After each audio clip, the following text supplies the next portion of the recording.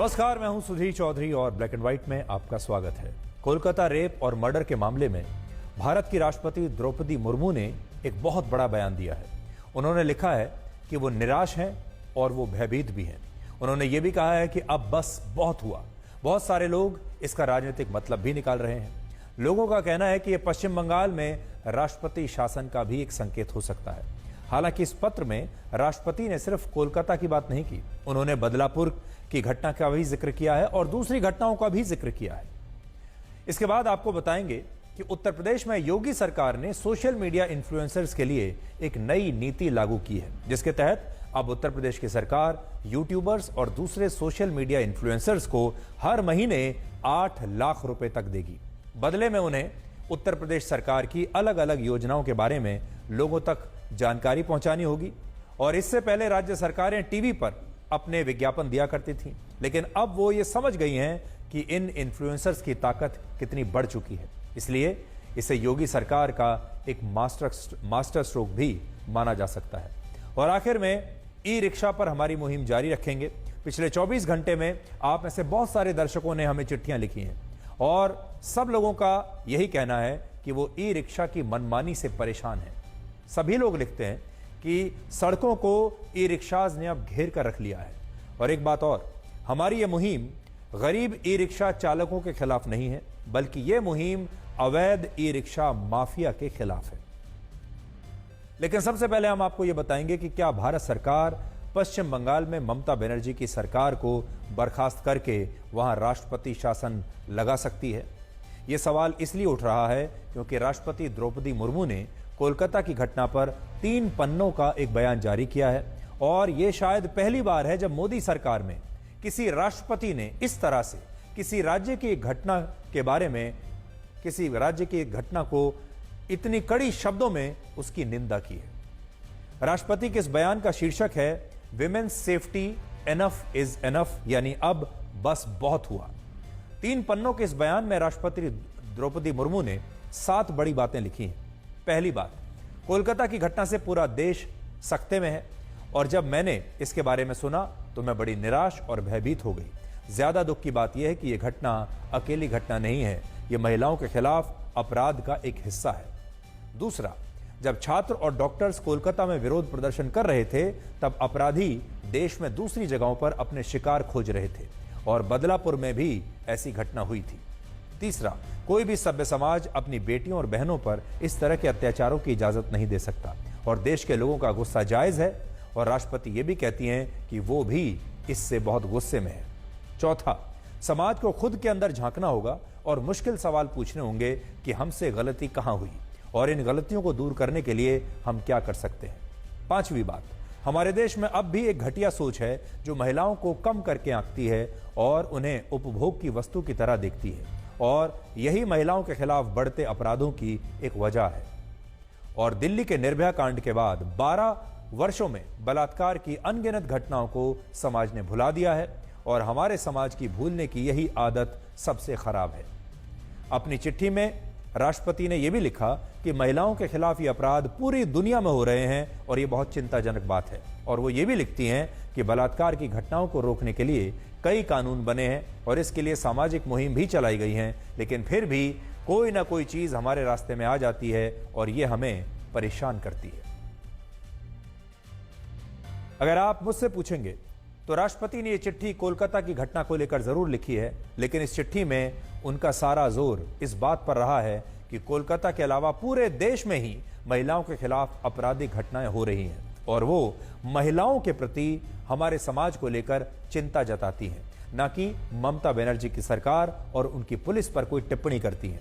लेकिन बहुत सारे लोग ऐसा कह रहे हैं, उन्हें ऐसा लगता है कि राष्ट्रपति द्रौपदी मुर्मू ने यह चिट्ठी इसलिए लिखी क्योंकि भारत सरकार अब पश्चिम बंगाल में राष्ट्रपति शासन लगाना चाहती है। अब ममता बनर्जी की सरकार के बर्खास्तगी का समय आ चुका है और राष्ट्रपति की चिट्ठी उसकी तरफ सबसे बड़ा इशारा है। भारत के किसी भी राज्य में राष्ट्रपति शासन लगाने का अधिकार केंद्र सरकार के पास होता है, यानी मोदी सरकार अगर आज चाहे तो राष्ट्रपति शासन लगा सकती है। लेकिन ये कैसे लगता है और क्या ये इतना आसान होगा? भारतीय संविधान का अनुच्छेद 356 और 365 कहता है अगर देश के राष्ट्रपति को लगता है कि किसी राज्य में संविधान का पालन नहीं हो रहा और वहां केंद्र के दिशा निर्देशों की अनदेखी हो रही है, तो उस राज्य में राष्ट्रपति मौजूदा सरकार को बर्खास्त करके वहां राष्ट्रपति शासन लगा सकते हैं और इस फैसले के बाद केंद्र सरकार वहां राष्ट्रपति शासन को लागू कर सकती है। भारत के लोकतांत्रिक इतिहास में ऐसा 50 से ज्यादा बार हुआ है जब देश के अलग अलग राज्यों में मौजूदा सरकारों को बर्खास्त करके वहां राष्ट्रपति शासन लगाया गया है और इस मामले में भी अगर केंद्र सरकार चाहे तो राष्ट्रपति शासन पश्चिम बंगाल में लग सकता है।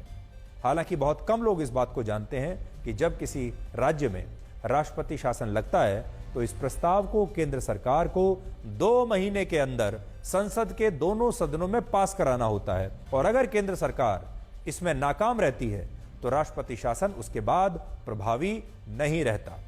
इसके अलावा प्रधानमंत्री मोदी के अब तक के 10 वर्षों के कार्यकाल में एक बार भी ऐसा नहीं हुआ जब उनकी सरकार ने किसी राज्य की सरकार को बर्खास्त करके वहां राष्ट्रपति शासन लगाया हो। केवल उत्तराखंड एक ऐसा राज्य है जहां वर्ष 2016 में कांग्रेस के कई विधायक बागी हो गए थे और उसके बाद केंद्र सरकार ने वहां राष्ट्रपति शासन लगा दिया था। तो बहुत सारे लोग जो प्रधानमंत्री मोदी के बारे में कहते हैं कि वो संविधान की रक्षा नहीं करेंगे, वो संविधान को बदल देंगे, और जो बहुत सारे लोग कहते हैं कि वो तानाशाह हैं, उन्हें यह देखना चाहिए कि 10 साल में मोदी सरकार ने एक बार भी किसी भी राज्य सरकार को बर्खास्त नहीं किया है। कांग्रेस पार्टी की सरकारों में ऐसा 50 से ज्यादा बार हुआ और पूर्व प्रधानमंत्री इंदिरा गांधी ने ही अकेले अलग अलग राज्यों की सरकारों को बर्खास्त करके वहां न जाने कितनी बार राष्ट्रपति शासन लगाया, लेकिन मोदी सरकार ने आज तक ऐसा नहीं किया और शायद पश्चिम बंगाल में भी ऐसा नहीं होगा। लेकिन विपक्षी पार्टियां राष्ट्रपति द्रौपदी मुर्मू की इस चिट्ठी पर अब सवाल उठा रही है और कांग्रेस के नेता पवन खेड़ा ने सोशल मीडिया पर लिखा कि राष्ट्रपति द्रौपदी मुर्मू को सिर्फ कोलकाता ही नहीं बल्कि महाराष्ट्र, राजस्थान, बिहार, यूपी और मध्य प्रदेश समेत देश भर में महिलाओं के प्रति बढ़ते अपराधों के लिए दूसरी सरकारों को नसीहत देने की भी जरूरत है और उन्हें इस विषय को दलगत राजनीति से ऊपर उठकर देखना चाहिए, ऐसा उन्होंने लिखा है। हालांकि हमें लगता है कि पवन खेड़ा ने राष्ट्रपति की इस चिट्ठी को पूरा या तो पढ़ा नहीं या जल्दबाजी में ठीक से नहीं पढ़ा, क्योंकि इसमें उन्होंने सिर्फ कोलकाता की नहीं पूरे देश में महिलाओं के खिलाफ हो रही आपराधिक घटनाओं पर अपनी चिंता व्यक्त की है। लेकिन अभी विपक्षी दल और ममता बनर्जी की पार्टी राष्ट्रपति के इस बयान को राजनीति से प्रेरित बता रहे हैं और विपक्षी दलों को, खासतौर पर ममता बनर्जी को, राष्ट्रपति द्रौपदी मुर्मू की यह चिट्ठी बिल्कुल पसंद नहीं आ रही और उन्हें ऐसा लगता है कि यह चिट्ठी असल में उनकी तरफ उंगली उठा रही है। मैडम, आप देश का प्रेसिडेंट है, आज आप भाजपा का लीडर नहीं है, तो आज आपको स्टेटमेंट आ रहा है, लेकिन बदलापुर के बाद, उन्नाव के बाद, साक्षी मालिक के बाद किधर थे आप? तो तब आपका दिल कुछ नहीं कहा था, तब आप पूरा ऐसे बैठे थे राष्ट्रपति भवन में। आप देश का प्रेसिडेंट है, honourable president. Women crime against women, आप वीमेन सिक्योरिटी की बात करेंगे तो पूरा देश के लिए करना चाहिए। आज मुख्यमंत्री ममता बनर्जी के एक बयान को लेकर भी काफी विवाद हो रहा है, जिसमें उन्होंने कोलकाता की एक रैली में यह कहा कि अगर पश्चिम बंगाल को जलाने की कोशिश हुई तो असम, बिहार, झारखंड, उत्तर प्रदेश, उड़ीसा और दिल्ली भी नहीं बचेंगे और नॉर्थ ईस्ट भी चुप नहीं रहेगा। ये एक तरीके की धमकी भी हो सकती है। मोदी बाबू, আপনার পার্টিকে দিয়ে আগুন লাগাচ্ছেন, মনে রাখবেন বাংলায় যদি আগুন লাগান আসামও থেমে থাকবে না, নর্থ ইস্টও থেমে থাকবে না, উত্তর প্রদেশও থেমে থাকবে না, বিহারও থেমে থাকবে না, ঝাড়খণ্ডও থেমে থাকবে না, উড়িষ্যাও থেমে থাকবে না, আর দিল্লিও থেমে থাকবে না। আপনার চেয়ারটা আমরা টলমলো করে দেব। আজকে বন্ধ রেখে দিয়েছে বিজেপি জেনে শুনে, কারণ ওদের ডেড বডি চাই। আমরা শান্তি চাই, আমরা বিচার চাই, আমরা দোষী ব্যক্তির শাস্তি চাই, ফাঁসি চাই। আর ওরা দোষী ব্যক্তি যাতে ফাঁসি না হয়, বিচারের বাণী যাতে নীরবে নিভৃতে কাঁদে। ममता बनर्जी ने यह भी ऐलान किया कि उनकी पार्टी आरोपी संजय रॉय को फांसी की सजा दिलाने के लिए 31 अगस्त को पश्चिम बंगाल के हर ब्लॉक में विरोध प्रदर्शन करेगी। और ममता बनर्जी के भतीजे और टीएमसी के सांसद अभिषेक बनर्जी ने कहा कि अगर 3-4 महीने के अंदर बलात्कार के खिलाफ मोदी सरकार ने कड़े कानून नहीं बनाए तो टीएमसी फिर दिल्ली में भी विरोध प्रदर्शन करेगी। আমি আপনাদের একটা কথা দিয়ে যাচ্ছি, আজকে এই আন্দোলন আমরা দিল্লি অবধি নিয়ে যাব। আমি কথা দিয়ে কথা রাখার ছেলে। শুরু তুমি করেছো, শেষ আমরা করব। তারা বলছে দাবি এক, দফা এক, মুখ্যমন্ত্রীর পদত্যাগ, ধর্ষণ বিরোধী আইন। আগামী দিন তৃণমূল কংগ্রেস দিল্লির সরকার এবং কেন্দ্রের সরকারকে আগামী দিন যাতে এই সরকার ধর্ষণ বিরোধী আইন আনে। अब बीजेपी का आरोप है कि ममता बनर्जी और अभिषेक बनर्जी देश को धमकाने का काम कर रहे हैं और वो भारत को जलाना चाहते हैं। आप देखेंगे कि आज भाटपाड़ा में गोली चल गया, 3 राउंड गोली चली है कम से कम। हमारे कार्यकर्ता आहत भी हुए, लेकिन पुलिस जो अपराधी है उसको गिरफ्तार नहीं कर पाएगी। बीजेपी के नेताओं के पीछे भाग रही है पुलिस। यही ममता बनर्जी की पुलिस है, नाकामयाब नालायक पुलिस है।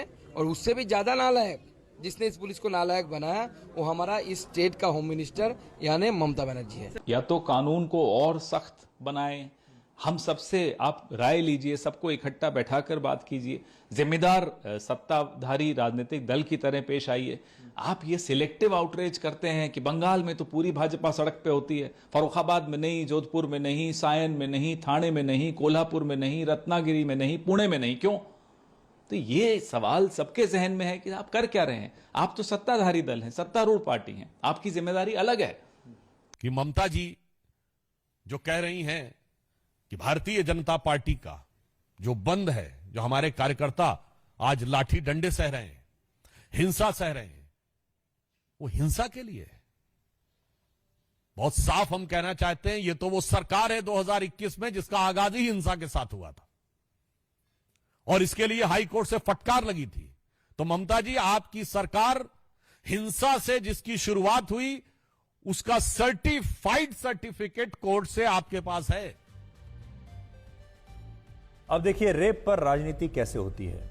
ममता बनर्जी की पूरी रणनीति यह है कि वो इस रेप को इस तरीके से दर्शाएं कि वो भी इस रेप के खिलाफ हैं, वो खुद आरोपी संजय रॉय की फांसी के लिए मांग कर रही हैं, उसके लिए प्रदर्शन कर रही हैं और वो ये भी बताना चाहती हैं कि जो इस तरह के बलात्कार होते हैं वो सिर्फ पश्चिम बंगाल नहीं बल्कि पूरे देश में होते हैं और पूरे देश में हो रहे बलात्कारों को मोदी सरकार को रोकना चाहिए और इसको लेकर कानून बनाना चाहिए। वो सीबीआई पर भी सवाल उठाती हैं, लगातार कहती हैं कि सीबीआई ने अभी तक संजय रॉय के खिलाफ कोई ऐसा कदम नहीं उठाया, उसे सजा कब मिलेगी। तो वो इसे एक राष्ट्रीय मुद्दा बनाना चाहती है। बीजेपी इस पूरे मामले को एक राज्य का मुद्दा बनाना चाहती है। बीजेपी यह बताना चाहती है कि पश्चिम बंगाल में कानून व्यवस्था बहुत खराब हो चुकी है, वहां पर महिलाएं सुरक्षित नहीं हैं और इसलिए ये दोनों अलग अलग तरह की जो रणनीतियां हैं ये चल रही हैं। और अब आप इन तस्वीरों को देखिए जिनमें सरकारी बसों के ड्राइवर आज हेलमेट पहनकर बस चला रहे थे पश्चिम बंगाल में, क्योंकि आज बीजेपी ने राज्य में 12 घंटे का बंद बुलाया था। लेकिन ममता बनर्जी ने अपने सरकारी कर्मचारियों को यह नोटिस जारी कर दिया था कि चाहे कोई कितना भी बंद बुलाए लेकिन उन्हें हर हालत में ड्यूटी पर आना ही पड़ेगा। और इस बंद के दौरान आज फिर से कई इलाकों में हिंसा हुई और बीजेपी का आरोप है कि टीएमसी के नेताओं ने बीजेपी के नेताओं पर बम और बंदूक से हमले भी किए।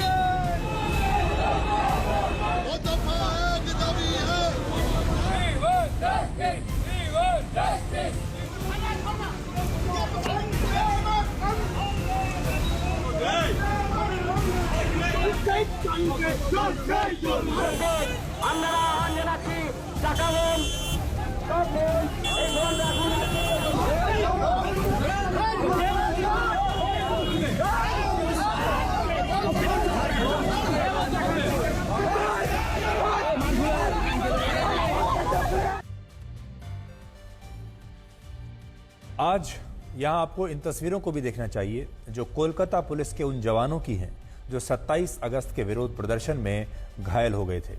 इनमें कई जवानों की आंखों और सिर पर पत्थरबाजी के कारण गहरी चोटें आई हैं और कोलकाता पुलिस ने यह पूछा है कि क्या इंसाफ मांगने वाले आम लोग इस तरह से पथराव करके पुलिस वालों की जान लेने की कोशिश करते हैं। तो आज ये तस्वीरें भी बहुत चल रही हैं और दोनों जो पक्ष हैं, एक पक्ष उन तस्वीरों को चला रहा है जहां पुलिस प्रदर्शनकारियों को लाठियों से पीट रही है और कहता है कि देखिए कितना अत्याचार है, और पश्चिम बंगाल सरकार की तरफ से ये तस्वीरें जारी की जा रही हैं जिनमें यह कहा जा रहा है कि जो प्रदर्शनकारी जो थे, जो कह रहे थे कि हम शांतिपूर्ण प्रदर्शन करेंगे, उन्होंने देखिए पुलिस वालों को कितनी चोट पहुंचाई है। अब आपको यह बताएंगे कि उत्तर प्रदेश में योगी सरकार ने सोशल मीडिया इन्फ्लुएंसर्स के लिए एक नई नीति लागू की है, जिसके तहत अब उत्तर प्रदेश की सरकार यूट्यूबर्स और दूसरे सोशल मीडिया इन्फ्लुएंसर्स को हर महीने 8 लाख रुपए तक देगी और बदले में उन्हें उत्तर प्रदेश सरकार की अलग अलग योजनाओं के बारे में लोगों तक जानकारी पहुंचानी होगी। इससे पहले राज्य सरकारें, आपको याद होगा, टीवी पर तो अपने विज्ञापन देती ही हैं, लेकिन अब वो ये समझ चुकी हैं कि इन सोशल मीडिया इन्फ्लुएंसर्स की ताकत कितनी बढ़ गई है। इसलिए इसे लेकर योगी सरकार ने अब ये नई नीति बनाई है। इस योजना का नाम है उत्तर प्रदेश डिजिटल मीडिया नीति और इस नीति को लागू करने के पीछे सरकार ने 2 उद्देश्य बताए हैं, जिनमें पहला है सोशल मीडिया के जरिए लोगों को रोजगार देना और दूसरा सरकारी विज्ञापनों को सोशल मीडिया इन्फ्लुएंसर्स की मदद से आम जनता तक पहुंचाना। तो देखिए, असल में ये एक बहुत बड़ी एम्प्लॉयमेंट स्कीम भी हो सकती है और इसके जरिए योगी सरकार सोशल मीडिया पर जो लोग हैं, खासतौर पर युवा, उन्हें यह बताने की कोशिश कर रही है कि अब आप सोशल मीडिया के जरिए भी पैसा कमा सकते हैं। फेसबुक, इंस्टाग्राम, यूट्यूब और एक्स जैसे सोशल मीडिया प्लेटफॉर्म्स पर अगर कोई इन्फ्लुएंसर उत्तर प्रदेश सरकार की योजनाओं, उनसे मिलने वाले लाभ और सरकार की उपलब्धियों के बारे में कोई पोस्ट लिखता है, कोई वीडियो बनाता है, रील्स बनाता है या सरकार की उपलब्धियों पर कोई पॉडकास्ट करता है, तो उस इन्फ्लुएंसर को सरकार की तरफ से हर महीने कम से कम 2 लाख रुपए और अधिकतम 8 लाख रुपए दिए जाएंगे। तो अगर आप 2 लाख से 8 लाख रुपए प्रति महीना कमाना चाहते हैं सोशल मीडिया पर, अगर आपकी अच्छी फॉलोइंग है, अगर आप एक यूट्यूबर हैं या इन्फ्लुएंसर हैं, तो फिर आपके लिए योगी सरकार की ये एक नई नीति आई है। सरकार ने इसके लिए सोशल मीडिया इन्फ्लुएंसर्स को उनके फॉलोअर्स और उनके सब्सक्राइबर्स के हिसाब से 4 श्रेणियों में बांटा है, जिनमें पहली श्रेणी में वो इन्फ्लुएंसर्स होंगे जिनके फॉलोअर्स की संख्या सबसे ज्यादा है और ऐसे इन्फ्लुएंसर्स को सरकार हर महीने अधिकतम 5 लाख रुपए देगी। दूसरी श्रेणी में हर महीने 4 लाख, तीसरी श्रेणी में 3 लाख और चौथी श्रेणी में अधिकतम 2 लाख रुपए दिए जाएंगे। जबकि YouTube पर वीडियोस, शॉर्ट वीडियोस और पॉडकास्ट बनाने वाले इन्फ्लुएंसर्स और कंटेंट क्रिएटर्स को इससे भी ज्यादा पैसा मिलेगा। यूट्यूबर्स पर पहली श्रेणी के इन्फ्लुएंसर्स को अधिकतम 8 लाख रुपए, दूसरी श्रेणी में 7 लाख, तीसरी श्रेणी में 6 लाख और चौथी श्रेणी में आने वाले इन्फ्लुएंसर्स को सरकार हर महीने अधिकतम 4 लाख रुपए देगी, जिनके बाकी यूट्यूबर्स के मुकाबले कम सब्सक्राइबर्स होंगे उन्हें कम पैसा मिलेगा, जिनके ज्यादा सब्सक्राइबर्स होंगे उन्हें ज्यादा पैसा मिलेगा। और इसके बदले में इन सभी इन्फ्लुएंसर्स को और यूट्यूबर्स को सरकार के लिए ये 5 काम करने पड़ेंगे। सबसे पहले तो उन्हें सरकार के पास जाकर अपना खुद का रजिस्ट्रेशन करवाना पड़ेगा। दूसरा, इसके बाद उन्हें अपने वीडियोस और सोशल मीडिया पोस्ट में यह बताना होगा कि यूपी सरकार की किस योजना के क्या लाभ हैं, उनसे क्या बदलाव आया है और कैसे योगी सरकार अपनी योजनाओं से उत्तर प्रदेश का कायाकल्प कर रही है। तीसरा, सरकार इन इन्फ्लुएंसर से एक कॉन्ट्रैक्ट करके हर महीने एक निर्धारित संख्या में वीडियोस और रील्स बनाने का कॉन्ट्रैक्ट कर सकती है और ये सारे वही वीडियोस होंगे जिनमें सरकारी योजनाओं और सरकार की उपलब्धियों के बारे में बताया जाएगा। चौथा, YouTube पर इन इन्फ्लुएंसर्स को सरकार की योजनाओं की जानकारी देते हुए विस्तृत वीडियोस और पॉडकास्ट बनाने होंगे और इन पॉडकास्ट वीडियोस में कोई बड़ा यूट्यूबर आपको हो सकता है मुख्यमंत्री योगी आदित्यनाथ का इंटरव्यू करते हुए भी दिख जाए और यही कारण है कि इसे योगी सरकार की एक गेम चेंजर पॉलिसी माना जा रहा है, जिसे आप इन आंकड़ों से भी आज समझ पाएंगे। भारत में सोशल मीडिया यूजर्स की संख्या लगभग 100 करोड़ हो चुकी है, जबकि सोशल मीडिया इन्फ्लुएंसर्स की संख्या 40 लाख के आसपास है। मतलब क्या है इसका? मतलब इस समय भारत में ये 40 लाख इन्फ्लुएंसर्स सोशल मीडिया पर देश के 100 करोड़ लोगों को बताते हैं कि उन्हें क्या खाना चाहिए, कहां जाना चाहिए, क्या खरीदना चाहिए, जीवन में क्या करना चाहिए, यानी ये उनके हर फैसले को प्रभावित करते हैं। और हमारे देश के ज्यादातर लोग इन इन्फ्लुएंसर्स के बताए हुए रास्ते पर चलने भी लगते हैं और वही सामान खरीदने लगते हैं जो ये इन्फ्लुएंसर्स कहते हैं। इनकी मदद से बड़ी बड़ी जो कंपनियां हैं वो अपने प्रोडक्ट्स का विज्ञापन भी करवा रही हैं। यानी उत्तर प्रदेश की योगी सरकार जो काम इन सोशल मीडिया इन्फ्लुएंसर से करवाना चाहती है वो काम ये इन्फ्लुएंसर्स बड़ी बड़ी प्राइवेट कंपनियों के लिए पहले से ही कर रहे हैं। आज के ज़माने में आप जानते हैं आजकल बहुत बड़ी बड़ी जो कंपनियां हैं वो अच्छे फॉलोअर्स वाले सोशल मीडिया इन्फ्लुएंसर्स के पास जाती हैं और कहती हैं कि आप हमारे लिए ये वीडियो बनाइए, आप हमारे लिए ये रील बनाइए जिसमें आप हमारे प्रोडक्ट की तारीफ कर दीजिए और इसके बदले में इतना पैसा ले लीजिए। तो योगी सरकार को क्या लगा कि जब ये सारे इन्फ्लुएंसर्स प्राइवेट कंपनियों के प्रोडक्ट्स को प्रमोट कर रहे हैं पैसा लेकर, तो ये हमें भी प्रमोट कर सकते हैं, तो हमें भी इनका फायदा उठाना चाहिए। जैसे पैसा प्राइवेट कंपनियां दे रही हैं वैसे हम भी दे सकते हैं, जबकि प्राइवेट कंपनियां तो एक असाइनमेंट के बदले पैसा देती हैं कि आपने एक असाइनमेंट किया उसके बदले आपको एक बार पेमेंट हो जाएगी। लेकिन यहां योगी आदित्यनाथ की जो सरकार है वो तो आपको पूरे साल का एम्प्लॉयमेंट दे रही है, आपकी तनख्वाह बांध रही है। वो कह रही है कि हर महीने आप इतना पैसा ले जाइए और बदले में हम आपको बताएंगे कि आपको कितने वीडियोस बनाने हैं और उन वीडियोस में क्या कहना है। भारत में सोशल मीडिया का इस्तेमाल करने वाले 60% लोग सोशल मीडिया इन्फ्लुएंसर्स और कंटेंट क्रिएटर्स के वीडियो पर आंख बंद करके विश्वास कर लेते हैं और हमारे देश में आजकल 49% खरीदारी उन सामानों की हो रही है जिन्हें सोशल मीडिया इन्फ्लुएंसर्स अपने वीडियोस और पोस्ट में प्रमोट करते हैं। और सोचिए जब लोग इन इन्फ्लुएंसर्स के कहने पर ये सारे प्रोडक्ट्स खरीद लेते हैं तो जब यही इन्फ्लुएंसर्स योगी सरकार की योजनाओं की तारीफ करने लगेंगे, सरकार की उपलब्धियों के बारे में आपको बताने लगेंगे, तो लोगों का इनकी बातों पर कितना गहरा असर होगा और चुनाव में इससे सरकार को हो सकता है बड़ी मदद भी मिल जाए। ये ठीक वैसा ही है जैसे एक धर्मगुरु के लाखों अनुयायी होते हैं और वो धर्मगुरु चुनाव में जिस पार्टी या जिस विचारधारा का समर्थन करता है उसके अनुयायी भी चुनाव में उसी पार्टी को वोट दे देते हैं। भारत में सोशल मीडिया इन्फ्लुएंसर्स और कंटेंट क्रिएटर्स को 4 श्रेणियों में बांटा गया है, जिनमें पहली श्रेणी एलीट इन्फ्लुएंसर्स की है, जिनके सभी सोशल मीडिया प्लेटफॉर्म्स पर 1 करोड़ से ज्यादा फॉलोअर्स हैं और ऐसे एलीट इन्फ्लुएंसर्स की संख्या हमारे देश में सिर्फ 300 है। सिर्फ 300 लोग ऐसे हैं जिनके 1 करोड़ से ज्यादा फॉलोअर्स हैं। दूसरी श्रेणी है मेगा इन्फ्लुएंसर्स की, जिनके फॉलोअर्स की संख्या 10 लाख से 1 करोड़ के बीच। हमारे देश में अभी ऐसे 21,000 इन्फ्लुएंसर्स हैं। तीसरी श्रेणी है मैक्रो इन्फ्लुएंसर्स की, जिनके फॉलोअर्स की संख्या 1 लाख से 10 लाख के बीच है और हमारे देश में अभी ऐसे 5 से 6 लाख इन्फ्लुएंसर्स हैं। चौथी श्रेणी है माइक्रो इन्फ्लुएंसर्स की, जिनके 10,000 से 1 लाख फॉलोअर्स हैं और अभी इनकी संख्या है 25 से 30 लाख।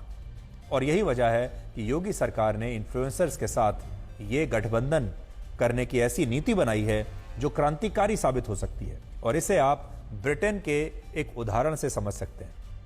ब्रिटेन के लिए ऐसे सभी शरणार्थी एक बड़ी गंभीर समस्या बन चुके हैं जो डंकी रूट के जरिए गैर कानूनी तरीके से ब्रिटेन में आ जाते हैं, और ब्रिटेन की सरकार ने इन शरणार्थियों को रोकने पर सैकड़ों करोड़ रुपए खर्च किए हैं। वो चाहते हैं कि बाहर से ये शरणार्थी ना आए, लेकिन ये रुकने का नाम नहीं ले रहे। और खास तौर पर जो गरीब देश हैं वहां से तो बहुत सारे लोग गैर कानूनी तरीके से ब्रिटेन जैसे देशों में पहुंच जाते हैं, लेकिन ब्रिटेन इन लोगों को रोक नहीं पाया। और इसके बाद ब्रिटेन ने इस साल एक नई पॉलिसी बनाई, और वो ये कि वो उन सभी देशों के सोशल मीडिया इन्फ्लुएंसर्स को हायर करेगा जिन देशों से ये शरणार्थी गैर कानूनी तरीके से ब्रिटेन में आ रहे हैं। और इनमें अल्बानिया, इराक, इजिप्ट, वियतनाम और भारत का नाम भी शामिल है।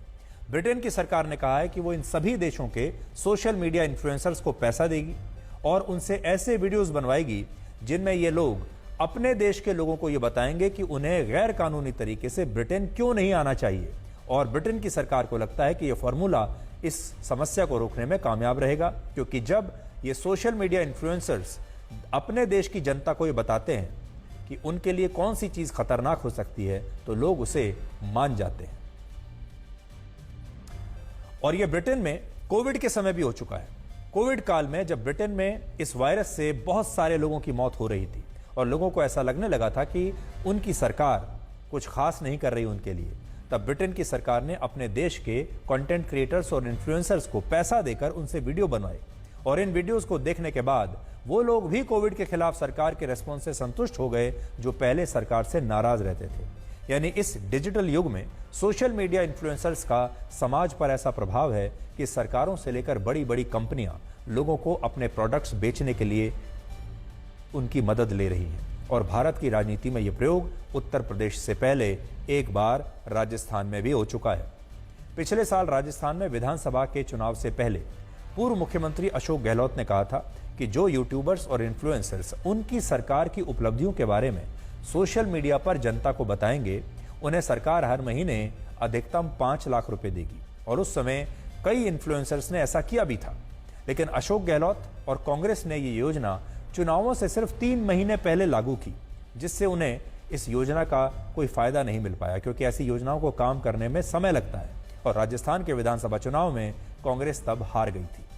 लेकिन उत्तर प्रदेश में अभी अगला चुनाव वर्ष 2027 में होगा, और योगी आदित्यनाथ इन चुनावों से 3 साल पहले ही इस योजना को ले आए हैं, जो बहुत बड़ा गेम चेंजर साबित हो सकती है।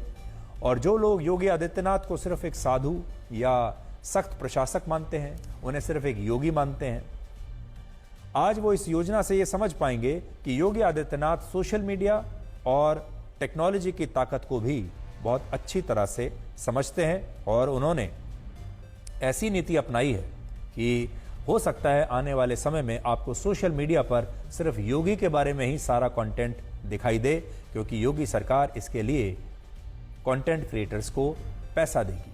और हमारे देश में जो युवा हैं जिनके कुछ अच्छे फॉलोअर्स होंगे, वो इसे अपना एक एम्प्लॉयमेंट स्कीम के तौर पर अपना लेंगे। और इसी प्रस्तावित नीति में एक प्रावधान ये भी है कि अगर किसी सोशल मीडिया प्लेटफॉर्म पर आपत्तिजनक, अभद्र, अश्लील और राष्ट्र विरोधी कंटेंट पोस्ट किया जाता है, तो ऐसे मामले में सरकार उस सोशल मीडिया प्लेटफॉर्म या इन्फ्लुएंसर्स के खिलाफ कड़ी कार्रवाई करेगी। उत्तर प्रदेश की सरकार नवाचारों के साथ चलती है। जिस तरह का समाज में परिवर्तन हो रहा है उसको ध्यान रखती है। उत्तर प्रदेश में सोशल मीडिया को लेकर के एक न्यू मीडिया पॉलिसी लेकर के हम आए हैं।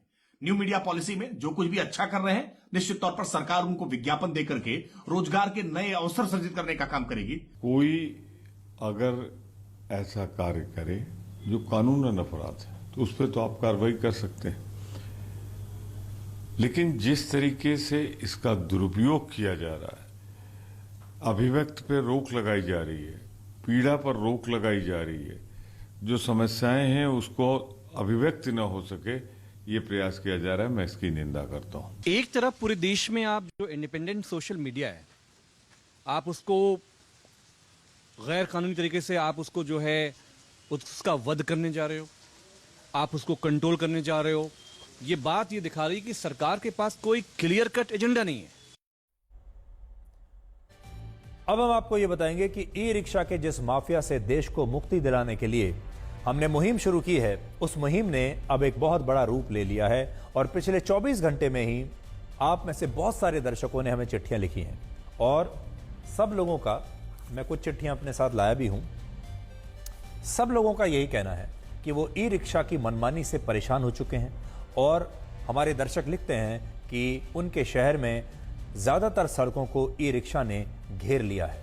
हमें झारखंड, बिहार, राजस्थान, मध्य प्रदेश, पश्चिम बंगाल, उत्तर प्रदेश और देश की राजधानी दिल्ली से बहुत सारे दर्शकों ने चिट्ठी लिखकर कहा कि वो ई रिक्शा के इस माफिया से परेशान हैं जो उनसे उनके हिस्से की सड़कों को छीन रहा है और उन गरीबों का भी शोषण कर रहा है जो किराए पर इन ई रिक्शास को चलाते हैं। और हम भी आपसे यही कहना चाहते हैं कि हमारी ये मुहिम गरीब ई रिक्शा चालकों के खिलाफ नहीं है, ये स्पष्ट करना आवश्यक है।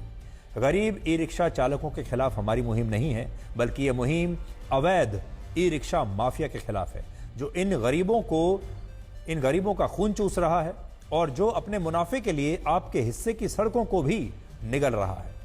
अब मैं आपको कुछ चिट्ठियां पढ़कर बताता हूं। देखिए, विवेक मांझी हैं झारखंड से, रांची से उन्होंने हमें चिट्ठी लिखी है और कहा है कि मेरे शहर रांची में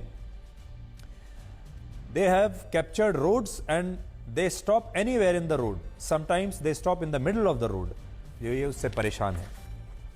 फिर शिवम कुमार लिखते हैं, ये मेरठ से लिखते हैं और ये कह रहे हैं कि मेरठ में हमें बहुत दिक्कत होती है, सड़क पर इतनी सवारी नहीं होती जितनी कि ये ई रिक्शा होती है और इसकी वजह से हमें बहुत समस्याएं आ रही हैं।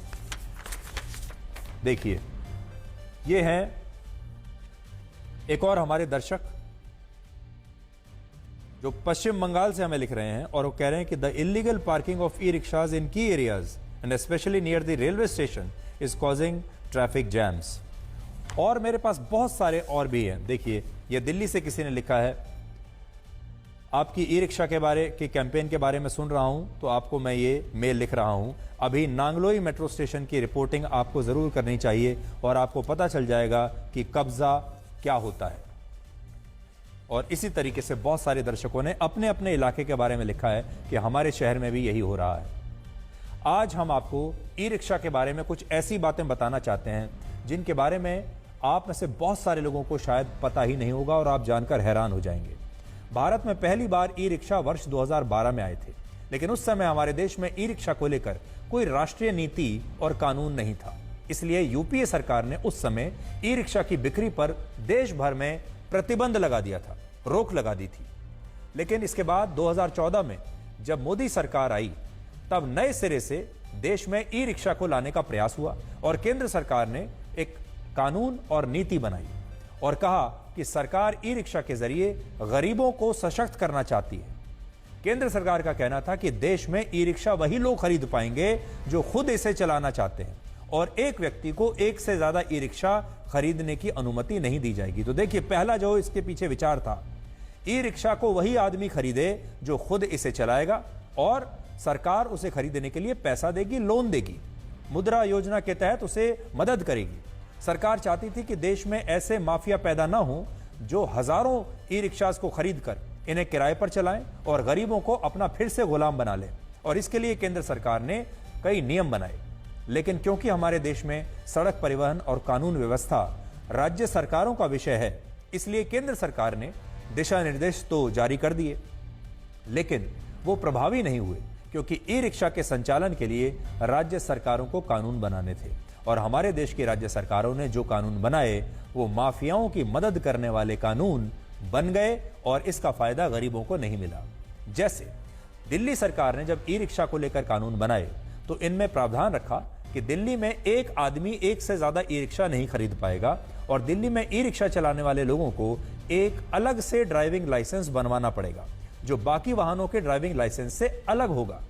इसके अलावा दिल्ली में यह नियम भी है कि यहां जब कोई नया ई रिक्शा खरीदा जाता है तो उसका फिटनेस सर्टिफिकेट 2 साल तक ही मान्य होगा और इसके बाद सभी चालकों को अपने ई रिक्शा का हर साल फिटनेस टेस्ट कराना पड़ेगा। और दिल्ली में अगर कोई ई रिक्शा 7 साल पुराना हो जाए तो वो अनफिट माना जाएगा और उसे फिर आप चला नहीं पाएंगे। लेकिन जब ई रिक्शा को लेकर यही नीति उत्तर प्रदेश में बनी तो वहां इस नियम को निष्क्रिय कर दिया गया और एक व्यक्ति एक से ज्यादा ई रिक्शा नहीं खरीद सकता और उत्तर प्रदेश में ई रिक्शा चालकों के लिए अलग से ड्राइविंग लाइसेंस की आवश्यकता को भी लागू नहीं किया गया। यही नीति जब बिहार में लागू हुई तो वहां सरकार ने ये कानून बनाया कि लोगों को ई रिक्शा चलाने के लिए ड्राइविंग लाइसेंस की आवश्यकता ही नहीं है और वो सिर्फ आधार कार्ड दिखाकर ई रिक्शा चला सकते हैं। इसी तरह अलग अलग राज्यों की नीतियों के कारण ई रिक्शा का माफिया हमारे देश में पैदा हो गया, जिसने इन नियमों का फायदा उठाकर गरीबों का शोषण शुरू किया और हमारी सड़कों पर अनफिट और अवैध ई रिक्शा चलने लगे। आज लखनऊ में 55,000 वैध ई रिक्शा हैं, लेकिन इनमें से 3 से 4 हजार ई रिक्शा के पास ही फिटनेस सर्टिफिकेट है और बाकी के 51 से 52 हजार ई रिक्शा चलने के लिए अनफिट है। दिल्ली में 1,60,000 ई रिक्शा हैं, जिनमें से भी 90% से ज्यादा अनफिट और बिना फिटनेस सर्टिफिकेट के हैं। हमारे देश में जब ई रिक्शा आए तब सरकार चाहती थी कि हर गरीब के पास उसका खुद का ई रिक्शा हो, लेकिन आज एक माफिया ने ही सैकड़ों ई रिक्शा खरीद कर रखे हुए हैं और वो गरीब लोगों को गुलाम की तरह इनमें ड्राइवर के तौर पर रखता है। असल में ई रिक्शा 2 तरह के होते हैं, जिनमें पहली श्रेणी में वो ई रिक्शा आते हैं जिनका सरकार के पास रजिस्ट्रेशन कराया जाता है, जिन पर नंबर प्लेट होती है, जिनका फिटनेस सर्टिफिकेट होता है। दूसरे वो जो गैर कानूनी तरीके से खरीदे जाते हैं, जिन पर कोई नंबर प्लेट नहीं और उनका कोई रजिस्ट्रेशन भी नहीं। क्योंकि इनका रजिस्ट्रेशन नहीं है और इन ई रिक्शाओं को अवैध तरीके से खरीदा जा सकता है, इसलिए जो माफिया है वो एक माफिया न जाने कितने ई रिक्शा खरीद कर उन्हें सड़कों पर चलवाते हैं और गरीबों से उनका अपना ई रिक्शा खरीदने का हक मार लेते हैं और आपके हिस्से की सड़क को भी अवैध पार्किंग से निकल जाते हैं और अभी देश में यही हो रहा है। आज हमने दिल्ली और नोएडा के अलग अलग इलाकों से एक ग्राउंड रिपोर्ट तैयार की, जहां आप देख पाएंगे कि अब ई रिक्शा माफिया कैसे गरीब चालकों का भी शोषण कर रहा है और इस देश की सड़कों पर भी अतिक्रमण करके बैठा है।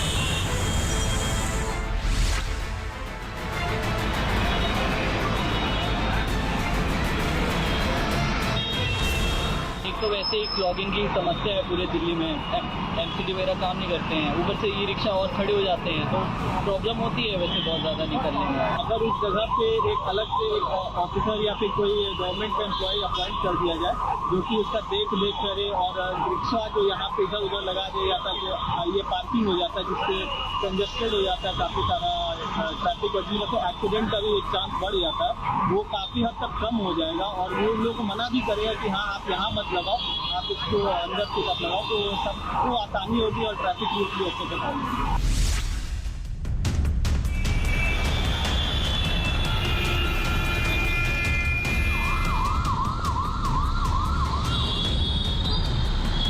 भाई साहब ये समस्या है इसके अंदर, तो पता नहीं क्या सरकार ने सोच के ये रिक्शे लगाए हैं।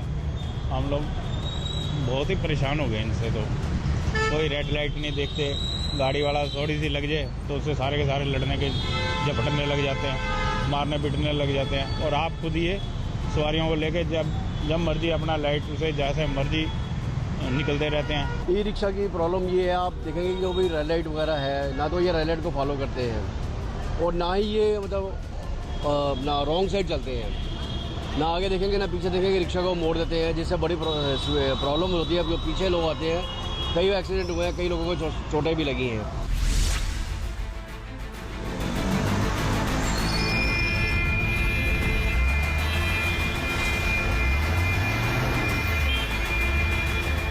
ई रिक्शा से हर ट्रैफिक के अंदर परेशानी आती है। ये टेढ़ी मेढ़ी गाड़ियाँ चलाते हैं, ये टेढ़ी मेढ़ी गाड़ियाँ खड़ी कर देते हैं, पैसेंजरों को आवाज़ मारना शुरू कर देते हैं, वहाँ पे पैसेंजर आता नहीं आएगा और टर्निंग पे खड़ा कर देते हैं, एक्सीडेंट होते हैं इनकी वजह से। जितने मर्जी हॉर्न बजाते हो ये लोग आगे से हटते नहीं हैं और ज़बरदस्ती बीच में से निकल के गाड़ी को भी ठोक के जाते हैं। ये अपनी जगह तो बीच में से बना के निकल जाते हैं, दूसरे को किसी को चोट लगे कुछ हो रुकते भी नहीं है। इनका जो है ना चलाने का सिस्टम, ये कभी लेफ्ट से निकालते हैं कभी राइट से निकालते हैं और रेड लाइट तो क्रॉस करते ही करते हैं। इनका समझ नहीं आता, तो अब बैठते हुए डर लगता है कि कभी रिक्शे पे हम सेफ हैं कि नहीं है। इसी पर्पज से हम नहीं अब रिक्शा पे ट्रैवल करते।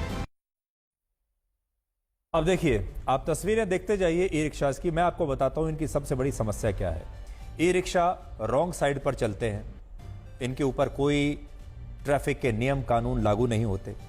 ज़्यादातर ई रिक्शाज ओवर क्राउडेड होते हैं, यानी ज़रूरत से ज़्यादा पैसेंजर, जितने की इनके पास लाइसेंस है उससे ज़्यादा यात्रियों को लेकर चलते हैं, भर कर चलते हैं, जो कि यात्रियों की जान के लिए भी खतरनाक है। जब ये रॉन्ग साइड पर चलते हैं तब भी ये अपने यात्रियों की जान को भी खतरे में डालते हैं और बाकी लोगों की जान को भी खतरे में डालते हैं। इनकी जो सारी पार्किंग है वो गैर कानूनी पार्किंग है, यानी सड़कों को घेर लिया है, फुटपाथों को घेर लिया है और गैर कानूनी पार्किंग से पूरी की पूरी सड़कों को इन्होंने निगल लिया है। और सबसे बड़ी बात, जब ये माफियाओं के जो ई रिक्शा चलते हैं ये चार्ज कैसे होते हैं, क्योंकि ये तो इलेक्ट्रिक रिक्शा हैं, इनकी बैटरी होती है। ये ज़्यादातर जो हैं ये बिजली चोरी करके इन्हें चार्ज किया जाता है, यानी जो इनको चला रहा है आदमी, जो माफिया के जो लोग हैं, उसका एक पैसा खर्च नहीं हो रहा ईंधन में, फ्यूल में, क्योंकि इसमें पेट्रोल डीजल तो डलता नहीं, ये बिजली से चार्ज होता है और बिजली भी ये चोरी करके उससे चार्ज कर लेते हैं और फिर वो सारा पैसा आम जनता से वसूलते हैं। ये जो ई रिक्शा है ये असल में मोटर व्हीकल्स एक्ट के तहत वैसे ही कमर्शियल व्हीकल हैं जैसे कोई ऑटो रिक्शा होता है या जैसे कोई टैक्सी होती है। अब आप देखिए कि टैक्सी पर फिर भी कुछ नियम लागू होते हैं, ऑटो रिक्शा उससे कम नियमों को पालन करता है और ई रिक्शा तो कोई नियमों को पालन करता ही नहीं। और ज्यादातर लोगों को ऐसा लगता है कि ई रिक्शा का चालान नहीं हो सकता, ई रिक्शा जो है वो कुछ भी कर सकता है, उस पर कोई नियम लागू नहीं होते, बल्कि ई रिक्शा पर वही नियम लागू होते हैं जो किसी भी ऑटो रिक्शा पर होते हैं, जो किसी भी टैक्सी पर होते हैं। लेकिन आपने देखा होगा ये सारी चीजें अगर हमारी समझ में आ गई हैं, इसकी जिम्मेदारी किसकी है? इसकी जिम्मेदारी है उस शहर के लोकल प्रशासन की, इसकी जिम्मेदारी है पुलिस की और इसकी जिम्मेदारी है ट्रैफिक पुलिस की। और ट्रैफिक पुलिस के लोग वहां खड़े रहते हैं, दिन रात इन्हें देखते रहते हैं, लेकिन इनका चालान नहीं करते, इन्हें रोक नहीं पाते।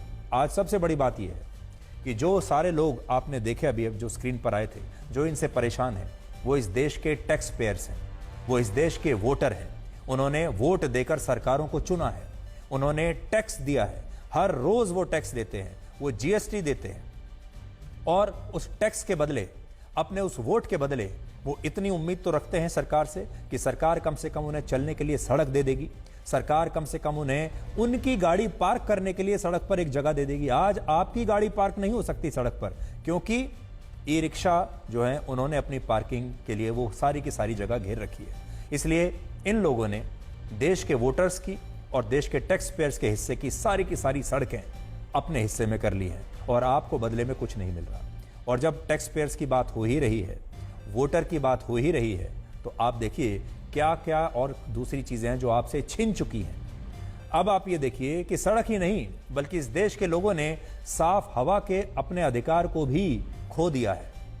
दिल्ली के पास एक शहर है गुरुग्राम। गुरुग्राम में 2 वर्षों के बाद पहली बार हवा की गुणवत्ता सबसे अच्छी रही है और एयर क्वालिटी इंडेक्स 35 के आसपास दर्ज हुआ है। यानी 2 साल के बाद पहली बार एक ऐसा दिन आया है जब गुरुग्राम में रहने वाले लोगों ने साफ हवा में सांस ली है। 2 साल में एक दिन ऐसा आया है। गुरुग्राम भारत की साइबर सिटी माना जाता है, जहां औसतन हर व्यक्ति सालाना 2.5 लाख रुपए का टैक्स सरकारों को देता है। इसके बावजूद वहां लोगों को साफ हवा में सांस लेने के लिए 2 साल में एक दिन मिलता है। और गुरुग्राम के लोग आज खुश हो रहे हैं, वो शायद आज जश्न मना रहे होंगे कि उन्हें कम से कम 2 साल में एक दिन तो ऐसा मिला जब उन्होंने साफ हवा में सांस ली है। और यही इस देश की कड़वी सच्चाई है। तो अब आप देख लीजिए, गुरुग्राम में 2 साल में एक दिन, और शायद दिल्ली का भी वही हाल होगा, बाकी के सारे बड़े बड़े मेट्रो सिटीज का भी वही हाल होगा, छोटे शहरों का भी वही हाल होगा कि आपको शायद 2, 2.5, 3 साल में एक दिन ऐसा मिलेगा जब आप सांस ठीक से ले पाएंगे साफ हवा में। तो आप वोट डालते रहिए, टैक्स देते रहिए, लेकिन आपको साफ हवा नहीं मिल रही। आप वोट डालते हैं, टैक्स देते हैं, लेकिन आपके हिस्से की सड़क कोई और लूट कर ले जा चुका है। ये 2 चीजें तो आज हमने आपको बता दी। इसलिए हम सरकारों से ये कहेंगे कि उनकी पहली जिम्मेदारी अपने देश के वोटर्स के प्रति बनती है, उनकी पहली जिम्मेदारी अपने देश के टैक्स पेयर्स के प्रति बनती है। आप टैक्स तो लेते हैं, लेकिन बदले में क्या दे रहे हैं? क्या सड़क दे रहे हैं? क्या फुटपाथ दे रहे हैं? क्या साफ हवा दे रहे हैं? क्या साफ पानी दे रहे हैं? तो फिर वोट किस बात का और टैक्स किस बात का? अब हम आपको फ्रांस में टेलीग्राम नाम के ऐप के फाउंडर और सीईओ पावेल दुरोव की गिरफ्तारी के पीछे की पूरी कहानी बताएंगे, जिसमें हनी ट्रैप का एक नया एंगल सामने आया है। आप टेलीग्राम ऐप के बारे में तो जानते ही होंगे, आप में से बहुत सारे लोग टेलीग्राम का इस्तेमाल भी करते होंगे। जिन्हें आप अभी देख रहे हैं ये पावेल दुरोव हैं और इन्हें गिरफ्तार कर लिया गया है। ये उस कंपनी के संस्थापक हैं और सीईओ हैं। ऐसा कहा जा रहा है कि दुरोव खुद फ्रांस नहीं आए थे, बल्कि उन्हें किसी हनी ट्रैप में फंसाकर फ्रांस लाया गया था। पावेल दुरोव के खिलाफ फ्रांस में चाइल्ड ट्रैफिकिंग, ड्रग ट्रैफिकिंग और पोर्नोग्राफी और संगठित अपराध को बढ़ावा देने के 12 मामले दर्ज थे, जिसकी वजह से उन्हें पहले से ही यह जानकारी थी और उन्हें यह बात अच्छी तरह से पता थी कि अगर वो फ्रांस गए तो उन्हें वहां जाते ही गिरफ्तार कर लिया जाएगा। अब बड़ी बात यह है कि वो गए क्यों फ्रांस, जब उनके खिलाफ 12 मामले चल रहे हैं। इसके बावजूद वो वहां गए और असल में उन्हें हनी ट्रैप में फंसाकर फ्रांस लाया गया था। दुरोव जब पेरिस पहुंचे तब उनके साथ एक 24 साल की लड़की भी थी, जो उनकी गिरफ्तारी के बाद अचानक से गायब हो गई और ये लड़की अजरबैजान से पेरिस तक उनके प्राइवेट जेट में उनके साथ थी और इस लड़की का नाम है यूलिया और ये लड़की पावेल दुरोव की तरह ही रशिया की रहने वाली है और एक क्रिप्टो ट्रेनर है और ये फिलहाल दुबई में रहती है। 4 महीने पहले ही ये पावेल दुरोव के संपर्क में आई और इस लड़की को कई जगह टेलीग्राम के सीईओ के साथ देखा गया है। लेकिन फ्रांस में जब पावेल दुरोव की गिरफ्तारी हुई तब से ये लड़की गायब है और इसी के आधार पर कहा जा रहा है कि ये लड़की एक हनी ट्रैप का हिस्सा है जो दुरोव को फ्रांस फंसाकर फ्रांस लाई और उन्हें गिरफ्तार करवाकर वहां से गायब हो गई। टेलीग्राम ऐप दुनिया के उन चुनिंदा सोशल मीडिया प्लेटफॉर्म्स में से एक है जो अमेरिका से नहीं बल्कि रशिया से है। रशिया का ऐप है, रशिया की कंपनी है और यही कारण है कि इस ऐप पर पश्चिमी देश रशिया के प्रति झुकाव होने का आरोप लगाते हैं। टेलीग्राम के सीईओ पावेल दुरोव का जन्म रशिया में ही हुआ था और जिस समय दुनिया में फेसबुक की लोकप्रियता तेजी से बढ़ रही थी, उस समय दुरोव ने रशिया के लिए एक फेसबुक जैसा सोशल मीडिया प्लेटफॉर्म बनाया था जो बहुत कम समय में लाखों लोगों तक पहुंच गया था। कहा जाता है कि उस समय रशिया के राष्ट्रपति व्लादिमीर पुतिन ने अपने विरोधियों को निशाना बनाने के लिए पावेल दुरोव पर यह दबाव बनाया कि वो उनके यूजर्स के डेटा को सरकार के साथ शेयर करें, लेकिन दुरोव ने शेयर करने से मना कर दिया और उस सोशल मीडिया प्लेटफॉर्म को बेचकर वो रशिया से भागकर यूएई आ गए और इस पैसे से उन्होंने अपने भाई के साथ मिलकर ये टेलीग्राम ऐप बनाया। लेकिन फ्रांस में जब दुरोव की गिरफ्तारी हुई तब से ये लड़की गायब है और इसी के आधार पर कहा जा रहा है कि ये लड़की एक हनी ट्रैप का हिस्सा हो सकती है, जिसमें वो सरकारों की जासूसी के बिना एक दूसरे से बात कर सकें। और ये जो है ये लड़की एक जिसकी तस्वीर आप देख रहे हैं, ये एक हनी ट्रैप का हिस्सा हो सकती है। और टेलीग्राम को लेकर आप तो जानते हैं कि कई तरह के आरोप टेलीग्राम में लगते रहे हैं कि टेलीग्राम का इस्तेमाल आतंकवादी कर रहे हैं, टेलीग्राम का इस्तेमाल पोर्नोग्राफी के लिए हो रहा है, इस तरह के। और टेलीग्राम के रूप में एक ऐसा एनक्रिप्टेड मैसेजिंग ऐप ये बनाया गया जो इस तरह के बाकी सभी ऐप से अलग था। पावेल दुरोव 39 वर्ष के हैं और देखने में किसी हॉलीवुड हीरो जैसे दिखते हैं। उनके 6 पैक एब्स की पूरी दुनिया में चर्चा होती है, जो तस्वीरें हम आपको दिखा भी रहे हैं। और अब आप ये देखिए कि व्हाट्सएप और टेलीग्राम में अंतर क्या है। व्हाट्सएप के अभी दुनिया में 278 करोड़ यूजर्स हैं और टेलीग्राम के 95 करोड़। व्हाट्सएप पर आप किसी से भी तब चैट कर सकते हैं जब आपके पास उस व्यक्ति का मोबाइल नंबर हो, लेकिन टेलीग्राम पर आप किसी से भी चैट करने के लिए आप स्वतंत्र हैं और आप ऐसे व्यक्ति के साथ भी चैट कर सकते हैं जिसका मोबाइल नंबर आपके पास ना हो। व्हाट्सएप पर भेजे गए मैसेजेस को 15 मिनट तक एडिट किया जा सकता है, जबकि टेलीग्राम पर इसके लिए यूजर्स को 48 घंटे का समय मिलता है। व्हाट्सएप के एक ग्रुप में अधिकतम 1024 मेंबर्स हो सकते हैं, जबकि टेलीग्राम पर एक ग्रुप में अधिकतम 2 लाख मेंबर्स हो सकते हैं। और ये जो इसका फीचर है, सबसे ज्यादा मिसयूज इस फीचर का होता है, क्योंकि इसमें आप 2 लाख लोगों को जोड़ सकते हैं। इसलिए जो मार्केटिंग के लोग हैं वो टेलीग्राम को बहुत पसंद करते हैं, क्योंकि इसमें आप एक साथ एक ग्रुप बनाकर 2 लाख लोगों तक पहुंच सकते हैं। और व्हाट्सएप पर एक बार में वॉइस कॉल पर अधिकतम 32 लोग जुड़ सकते हैं। टेलीग्राम पर इसकी कोई लिमिट नहीं है। और बड़ी बात यह कि आजकल व्हाट्सएप जितने भी नए फीचर्स ला रहा है वो तमाम फीचर्स टेलीग्राम कई वर्षों पहले ला चुका है। यानी टेक्नोलॉजी में और फीचर्स के हिसाब से टेलीग्राम व्हाट्सएप से कहीं ज्यादा आगे है। और जहां व्हाट्सएप कंपनी में कुल 3000 लोग काम करते हैं, टेलीग्राम को सिर्फ 102 लोग चलाते हैं, जिनमें उनके सीईओ पावेल दुरोव और उनके भाई भी शामिल हैं। यानी एक बहुत छोटी टीम है टेलीग्राम की। व्हाट्सएप की तो 3000 लोगों की टीम है और टेलीग्राम की सिर्फ 100 लोगों की टीम है जो टेलीग्राम को चलाती है। तो टेलीग्राम आपने देखा होगा, ये एक रशिया का ऐप है। इसे लेकर पश्चिमी जो देश हैं उन्होंने इस पर एक्शन लिया। इससे पहले चाइना का एक ऐप था टिकटॉक, उसे भी बैन कर दिया गया था। लेकिन यही सारे आरोप पश्चिम के जो दूसरे डिजिटल कंपनियां हैं उन पर भी लगता है, लेकिन उनके खिलाफ अभी तक किसी ने ऐसा एक्शन नहीं लिया है। लेकिन अब बड़ी बात यह है कि भारत सरकार ने भी टेलीग्राम की जांच शुरू कर दी है और अगर इस जांच में कुछ ऐसी बातें पाई गई तो हो सकता है कि टेलीग्राम को भारत से बैन कर दिया जाए। लेकिन फिलहाल अगर आप टेलीग्राम पर हैं तो आपके लिए डरने की कोई आवश्यकता नहीं है।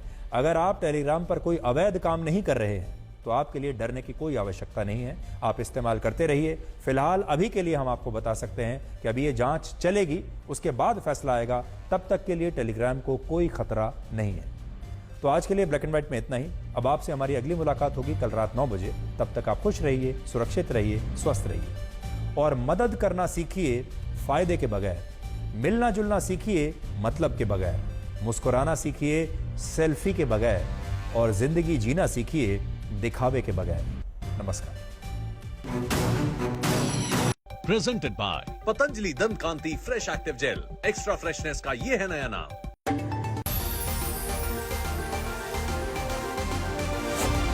कभी याद सी तो कभी स्वाद सी, प्यार का स्वाद अब हर कोई समझेगा, क्योंकि मदर्स रेसिपी अब हर कोई चखेगा। अचार, पापड़, चटनी, cooking paste, ready to cook और इंस्टेंट मिक्स। चखिए प्यार का स्वाद अब मदर्स रेसिपी के साथ। Mother's recipe, taste the love. Madhuri ji, और क्या नहीं ताजा? नहीं ताजा? सुजाता अप्लायंसेज ने वर्ल्ड क्लास चिमनी और कुक टॉप लॉन्च किए हैं। सुजाता नाम से क्या फर्क पड़ता है? ऑटो